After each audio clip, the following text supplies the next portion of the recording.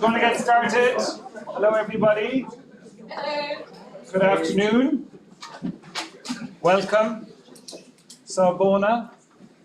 Wamkilikili. Thank you, Nambita, for helping me with the translations earlier in the kitchen. Big thanks to you all today for taking time from busy schedules to be here to mark this landmark day for our company. Today there's lots to celebrate as we move forward to a very exciting future here in Cape Town and globally. I'm not going to say much more, as all will be revealed to you all very soon. Some special welcomes this afternoon. Alderman James Voss, MAECO Member for Economic Opportunities in Cape Town. Tim Harris, who's the CEO of Westgrow. Nigel Casey, no relation, who's the British High Commissioner. And Benjamin Boddy, who's at the back, who's the Consul General from the British Consulate General in Cape Town. A special hello also to our colleagues and clients globally who are on the live feed to be digitally present with us here today. Without your support and teamwork, our daily work in Cape Town would be practically impossible. Welcome here today to our Cape Town office, to our local clients, capacity, university representatives and current students from University of Cape Town and UCT Graduate School of Business, alumni colleagues of Proversity, fellow business representatives, family and friends. A special welcome today to our CEO, David Phillips, who flew in this morning from the UK, and our USA COO, Katie Bradford, and her husband, Joseph. We're delighted you could be here with us today. An extended welcome to our colleagues at Virtual Academies, a technology spin-out company from the Learning Lab here in Cape Town.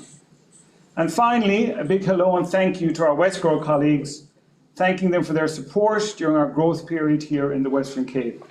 Much appreciated.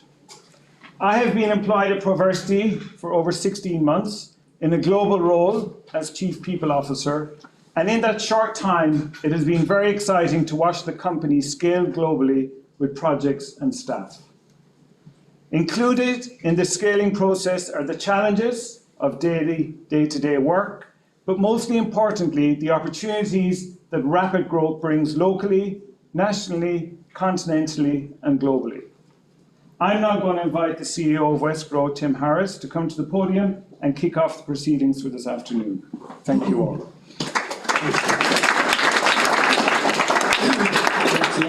So it turns out if your name is either David or your surname is Casey, you've got a huge chance of being on this program. Your name is actually David Casey. So there's a whole lot of more Davids and more Caseys coming up. But for me, this is a particularly special moment because when you're in the business that we are at Westgrow, when you're trying to bring deals to the Cape, investment deals, you're trying to grow exports, you're trying to grow tourism, we do all of these jobs on behalf of the City of Cape Town, represented here by Alderman James Voss, and also the provincial government of the Western Cape.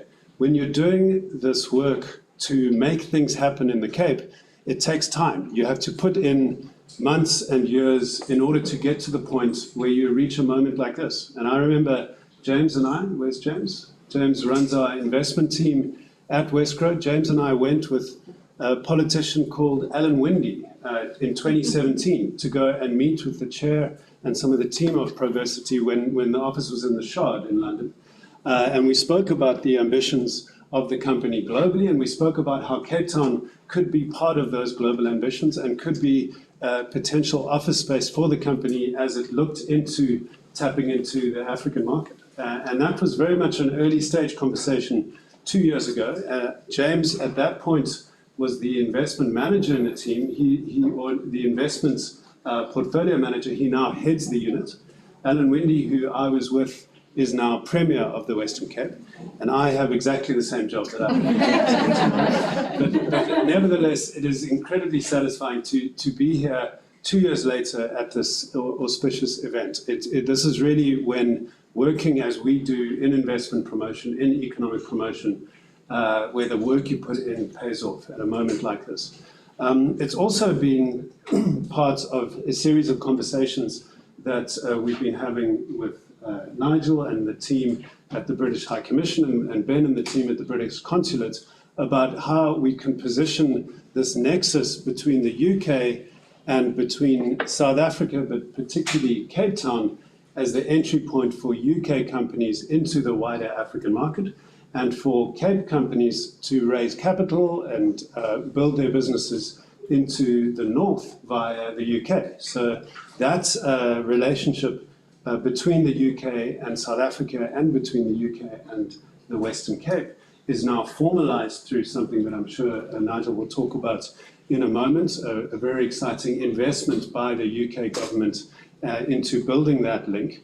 And I think in a very real way, High Commissioner, this announcement today and the opening of this office is a result of the work that the diplomatic and the government teams have put in between the UK and the Cape. And part of the reason why I think these efforts are starting to translate into action is because of the special place that Cape Town has as a tech hub for Africa. We know many global tech companies are looking at this continent. You can't ignore the demography of the continent, 2.4 billion citizens emerging between now and 2015 on this continent.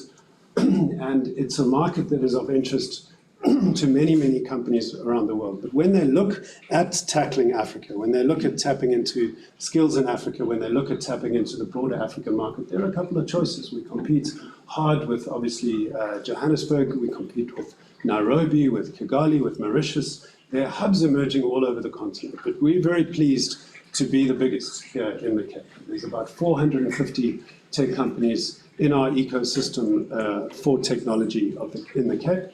All in all, they hire about 40,000 tech workers. And what that means is, frankly, we're bigger than Lagos and Nairobi combined. We're far and away the biggest tech hub in Africa. And we think that matters because in tech, size matters. And people want to be in the place where they can tap into the most skills, into the most venture capital, into the place where the most developers are located. And frankly, when you're looking at African opportunity, Cape Town and the Western Cape is that place. But more than that, it's not just about the companies that we have here, the talent that we have here, the VCs that we have in the Cape.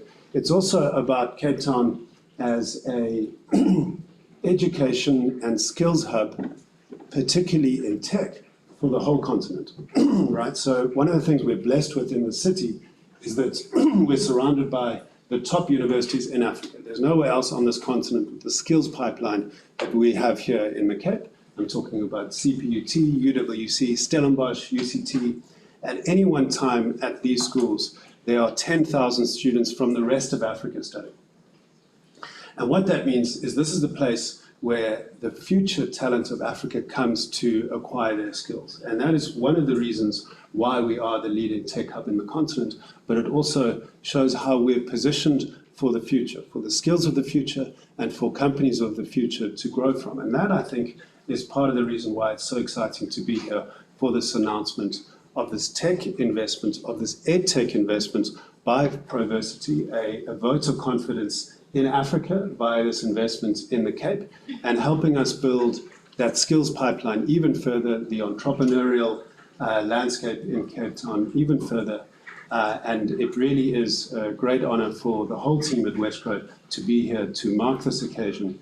And it gives me great pleasure now to introduce Alderman James Voss, who, along with the provincial government, the City of Cape Town, is one of the two major funders of Westroad. He's the MACO member for economic assets and economic opportunities in the City of Cape Town, and you'll hear in a moment just how passionate he is about positioning Cape Town as the tech hub of Africa that it is. Alderman James Voss. Thanks.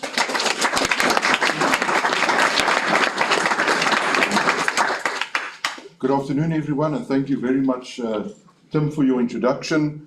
And certainly, yes, it is very exciting for us as a city to be welcoming Proversity, or should I say, there's a big announcement on its way, and it's always risky to have the politicians speak before the other speakers. So I don't know who's going to make it, but let's say that. So the big announcement is that there's a name change, and in South Africa we like to change names. So I'm happy to see that you're following suit. So Proversity will now be known as Construct. And I think it's very exciting, and the name certainly very fitting to what we want to achieve in our economy, and it's to construct opportunities from the ground up and to use the tech ecosystem as the enabler.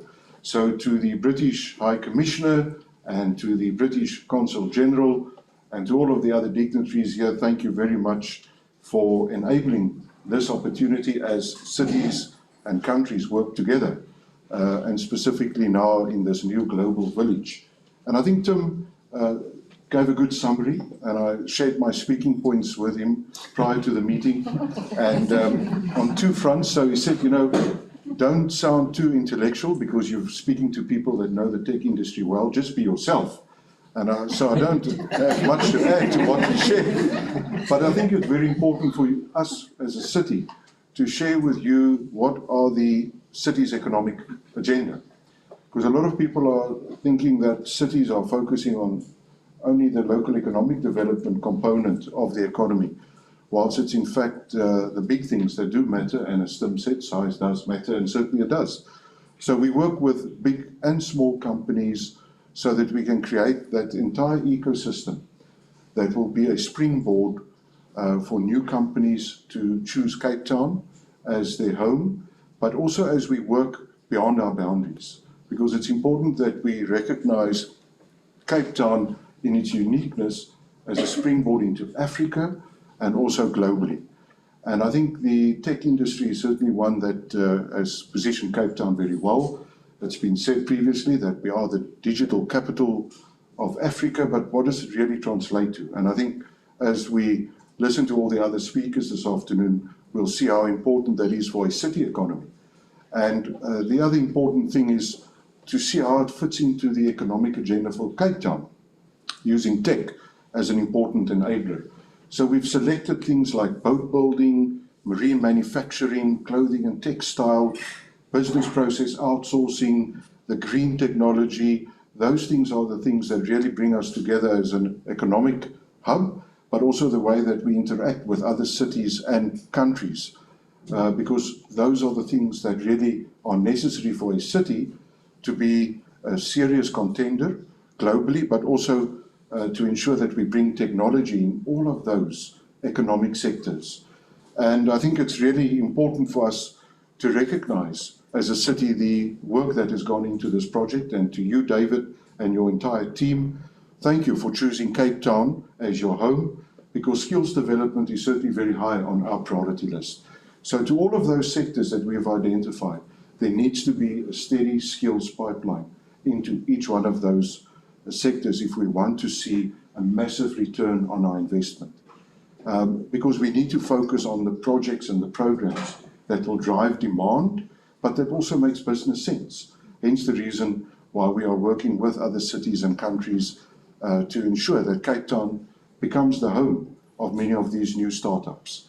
And I think Cape Town, as you all know, is a very forward-looking city, and we're looking always at new things because we are big on innovation and big on ideas. And I think it's important that we continue using that opportunity as we grow our market and use our city as that springboard into Africa.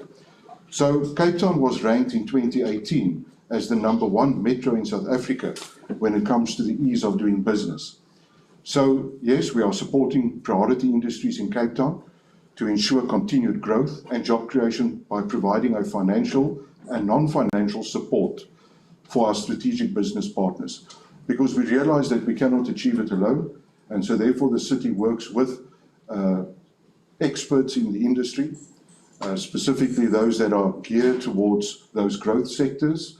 And so there's a number of strategic business partners that we work with and fund to help us drive our city economic agenda. And certainly Westgrow being one of those agencies that we work with that represents the city and the province in a way that makes business sense, because they bring business to the region. They help us enable these type of investments so that from a government perspective, we can help the facilitation to create that ease of doing business. Otherwise, we reduce the work that we do to simple sound bites. So it makes sense for us to work with agencies that can help facilitate, whilst in the city government, we will try and make it easier for those investments to happen here in the mother city. So among the priority sectors we support are certainly the information, communication and technology sector, the green economy, business process outsourcing, tourism, and all of the others that I've mentioned. So we support these sectors because of the growth potential and of course the subsequent jobs. Now this big announcement, Proversity to Construct, will provide 150 new job opportunities for Cape Town over the next few years. And so for that, we say thank you to the business opportunity that you're bringing to Cape Town. And now it's our turn to see how we can help enable many more opportunities down the value chain. So our investments in these strategic business partners are paying off because we've seen some massive return on investment in the last few months, and we'll continue funding them because it makes business sense. And I've said it before, too many governments get it wrong when they spend time on projects that make government sense and not business sense. And so as Cape Town, with our partners, we will spend all of our time and resources on projects and programs that brings in the demand and that makes business sense. So it's as easy as that. So Cape Town is also known as the leading renewable energy hub in Africa, but also, as Tim mentioned, the digital hub. And so now we need to see how we bring that into the space of more enablement. And so that is the work of the municipality as we work with communities to see many more business opportunities from the ground up, using technology as a mechanism to see real change. So the city has focused on a few ICT sector projects, and I've been asked to focus on a few of them. So allow me then just to share with you some of the work we do in this space. We facilitate the competitiveness and attractiveness of the information communication and technology industry in Cape Town by funding a number of special purpose vehicles that focuses on skills, because it's all about skills, so that we don't simply train for the sake of training, but that we train as a city our citizens with our strategic business partners in the skills that will provide a steady pipeline into those sectors.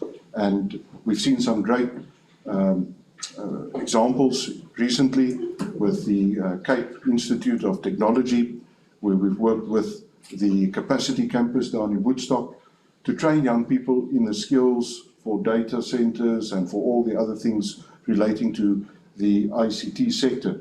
And already we've seen, I think, more than 1,200 people in the last 6 months being placed into tech companies as a result of the training. So it's important that we provide that pipeline of skills. And these interventions helped in increasing the attractiveness of Cape Town, so that we can stand here and say we are the tech capital in Africa, and how we work with tech companies to make it easier for people to ultimately select Cape Town. And so Tim mentioned about the EFT colleges and also the universities that we work with. And I think that's also greatly the success behind this, is that we have in Cape Town a number of these colleges and universities that we work with to provide more talent. And so again, it's a matter of providing the skills that will give us the type of demand. And so we've made great strides in enabling technology by investing in these sectors. And so we would like to wish Construct very well on this journey, and may you go from success to success. I've seen in the notes that you've moved from a few premises, from Woodstock to Burkhardt and so on, and now you've found this building.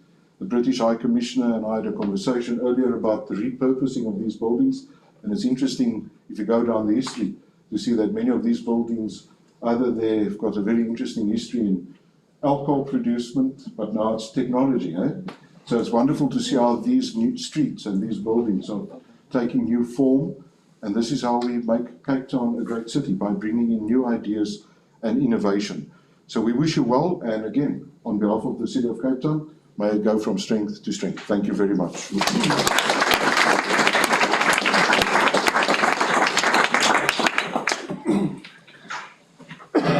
Thanks very much, James. My next role is to introduce the British High Commissioner.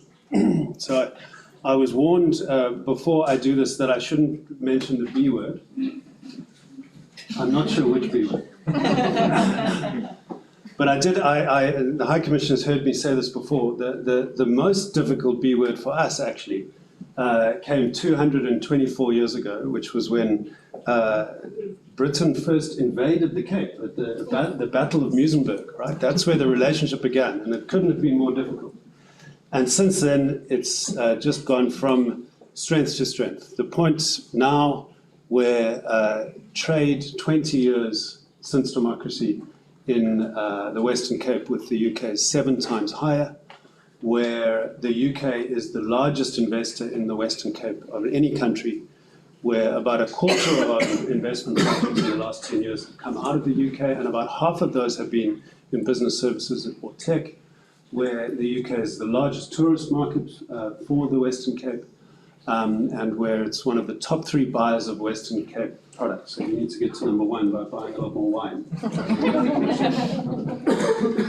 So that's the reality of this relationship that is based on a long and complicated history, but is certainly going from strength to strength in recent years because of the leadership of Nigel as High Commissioner. He began his career in the Foreign Office in 1991, and one of his first postings was here to South Africa, where he worked in the High Commission as we were making that transition to a democracy. So the first time Nigel was here, he was dealing with this highly complicated first democratic process in South Africa. The second time he's back as High Commissioner, he's dealing with Britain exiting the European Union.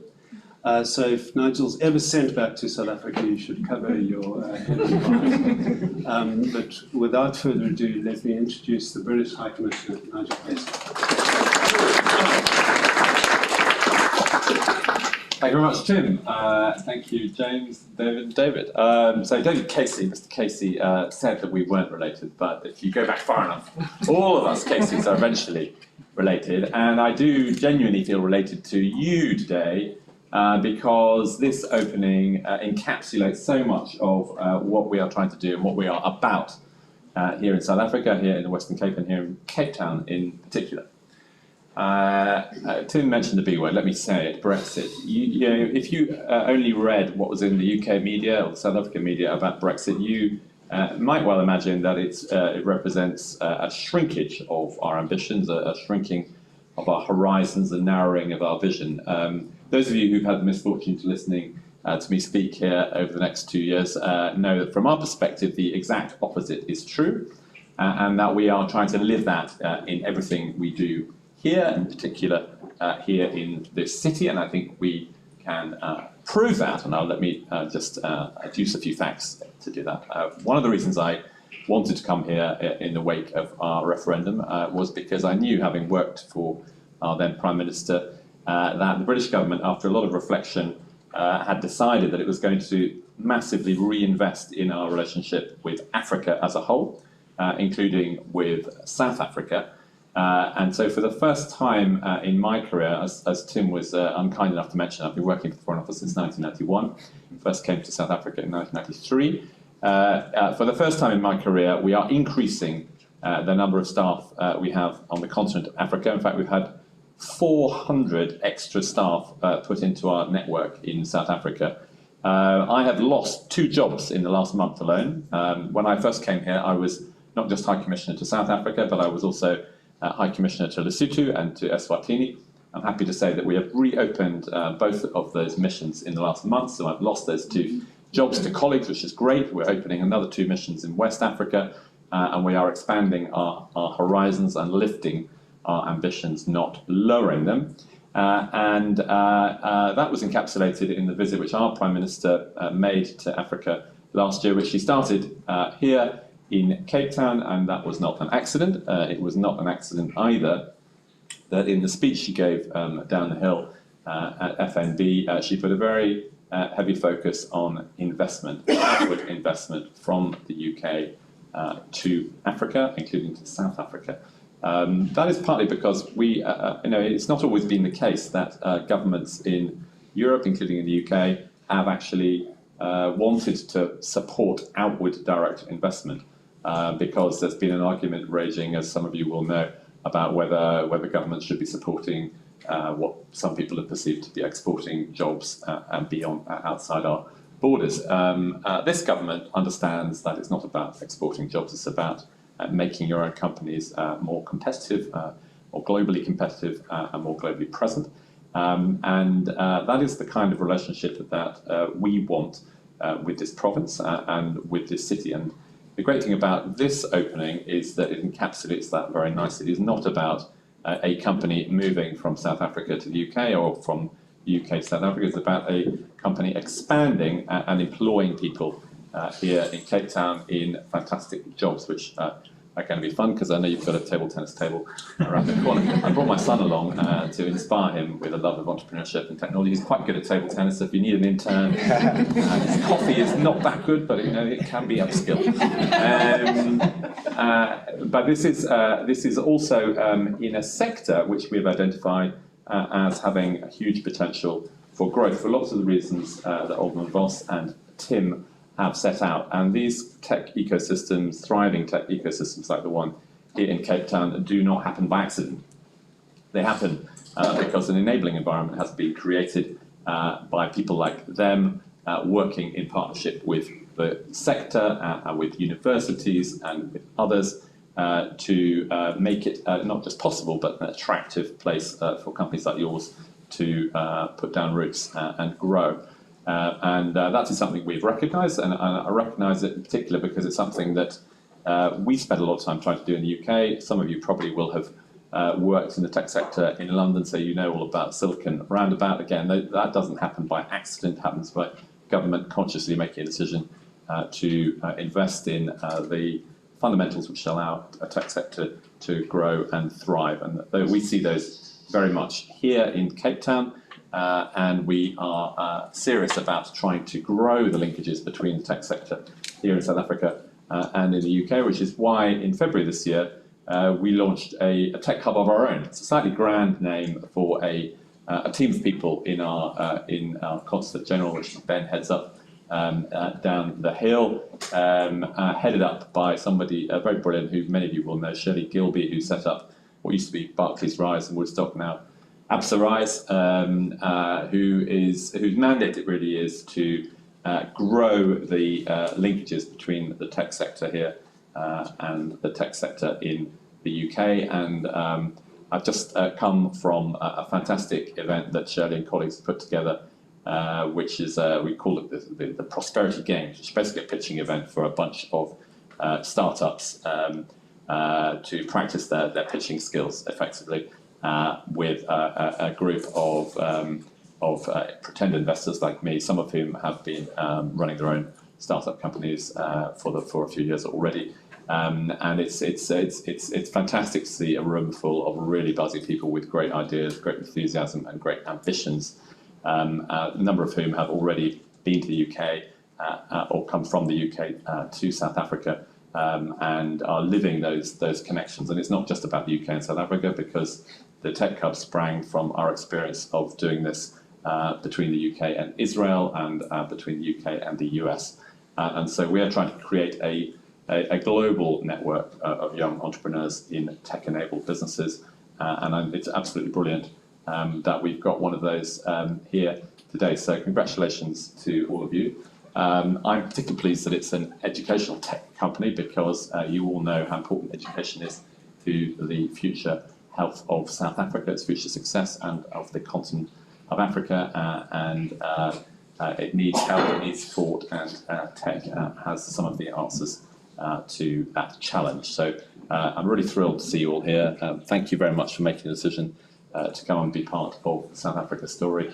Thanks very much to Tim and Alderman Vos for all the support that we get from Wesgrow and from the city, who are really fantastic partners. We're trying to grow our partnerships at all levels, all over South Africa, but there are really very few other partners who match what we find here in terms of proactiveness, responsiveness, engagement, indeed demand for us to do more and be as ambitious as they are for the relationship between the UK and this part of South Africa. So thanks very much indeed. Great to have you here. Congratulations and good luck and enjoy yourselves. Thank you.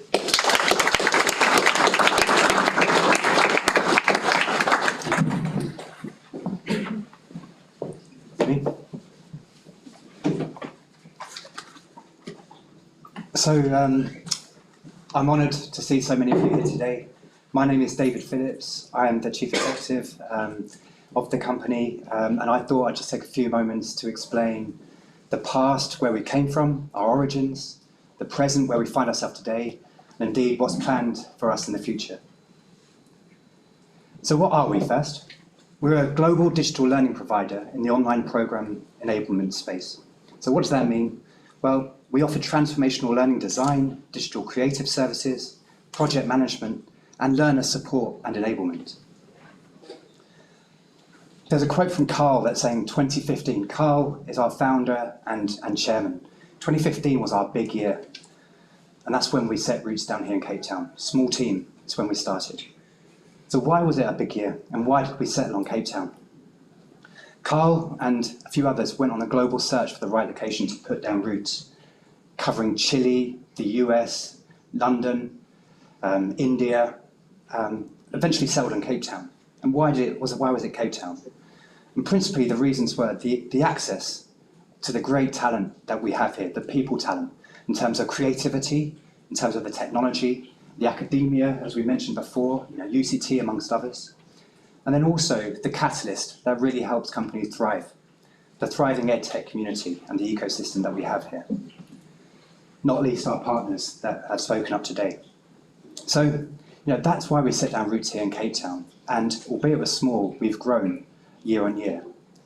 And it's with that help, like Wesgrow, that's helped us get a foothold here and create an environment enabling us to flourish. And indeed, we have been successful over these years. And since then, and I do look at it, I'm an accountant and a consultant at heart, I look at the numbers, and each year, I choose where we need to employ people and where we get most value. And it's not a mistake that each year we've chosen to reinvest in Cape Town. And in fact, that's seen us double our numbers in Cape Town year after year since we've been here.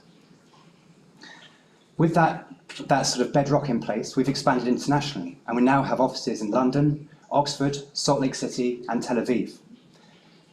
And what's interesting is the talents of this team here in Cape Town are sought from clients the world over. So we've got Carla somewhere in the room, spent earlier this year in Salt Lake City and Austin and Santa Clara. We've got Danelle, again somewhere, was in Singapore earlier on in this year on a project with INSEAD. We've got Gareth, who was here for 6 months or so before Oxford University wanted his services, and he's now still embedded there. And Tracy has flown in from Doha, where I can't see you, Tracy, but spent 5 months here with the HBKU, right at the heart of Education City in Doha, driving our relationship there. And indeed, we'll be there for the remainder of the year, developing that relationship with these universities. So Carl, I mentioned earlier, our founder and chairman, would be here today, but he's meeting the client over in MIT in Boston today, working on furthering that relationship that we have with that university. Now, all these clients, all these projects were all delivered by Americans from Salt Lake City, by Brits, and by South Africans here in Cape Town. And I think that now brings us to the current. We've watched the EdTech community here in Silicon Cape bloom, and we've also seen the first $100 million EdTech company get smarter from Cape Town. And we very much see ourselves as the next evolution in this EdTech chapter in Cape Town. So with this, we are positioning ourselves with a new brand, heralding our ambition to build a global company from here in Cape Town. There's no big reveal. We've done that nicely already, but we could probably do it. I don't know, David, you're closer. Do you want to pull the surprise, guys?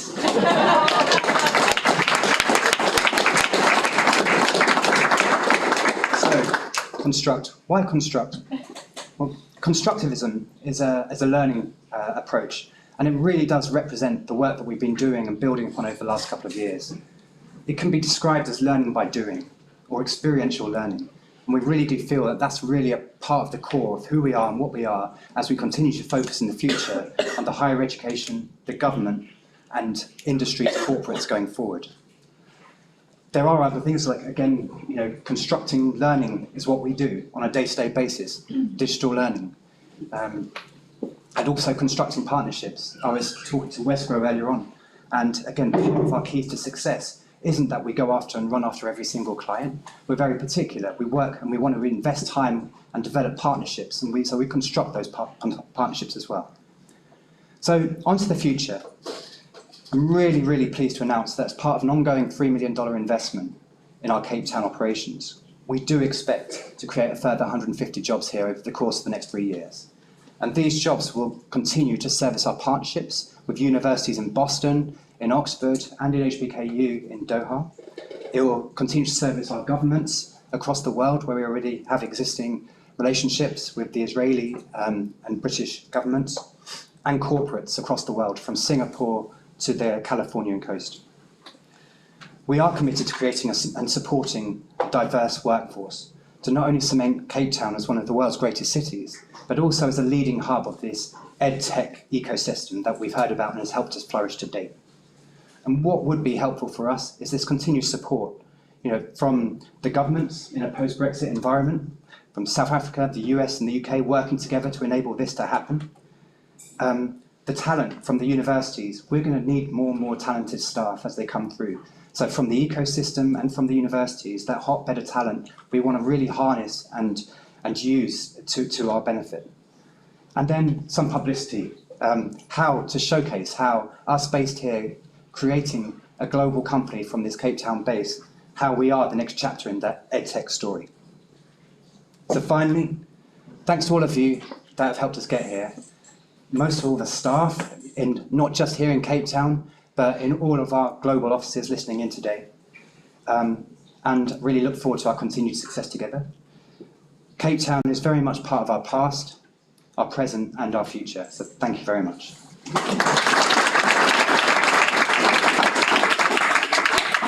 So just to close off, I think we have Katie and Meg.